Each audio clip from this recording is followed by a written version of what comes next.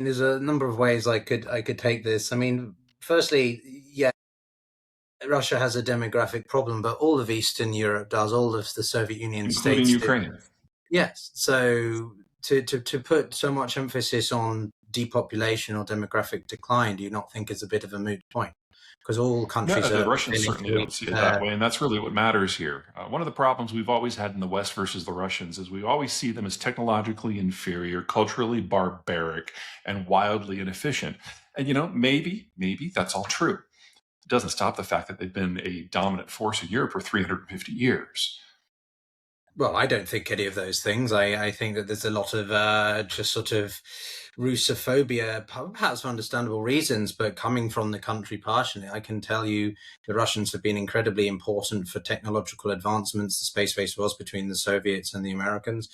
I mean, you have to add Ukraine into the broader industrial base that they contributed to that, but I certainly think it's absurd to sort of look at the Russians as inferior. But my point is that if no country in Eastern Europe, former Soviet states, is reaching the replacement rate of 2.1, then surely that's a problem for every nation state, regardless of if they're in wartime or not.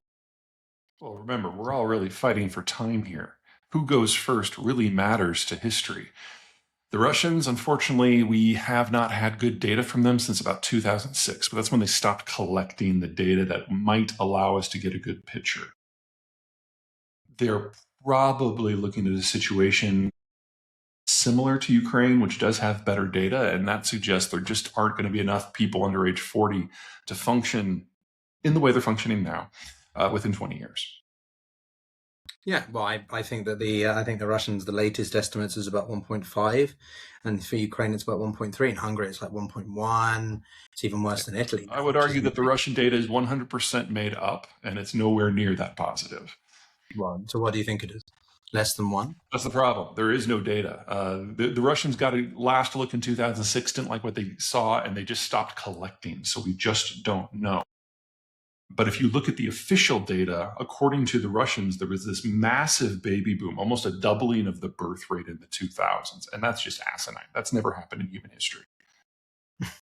So if we reorientate it towards the war, then you're saying that regardless of technological advancements, drone power, whatever, is not enough to offset the implications for manpower shortages and generally the structural situation.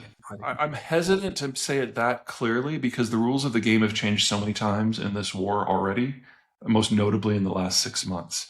And on a broader picture beyond the former Soviet Union, we have a demographic degradation going on a global basis. No country is immune. And to think that military strategy is not going to reshape around the lack of manpower is kind of silly. And we're seeing it in real time. But to predict where that's going to go, we're in the midst of a second revolution in military affairs right now. How that will play out 10 years, 20 years, 30 years from now, I have no idea because we're only 3 years in.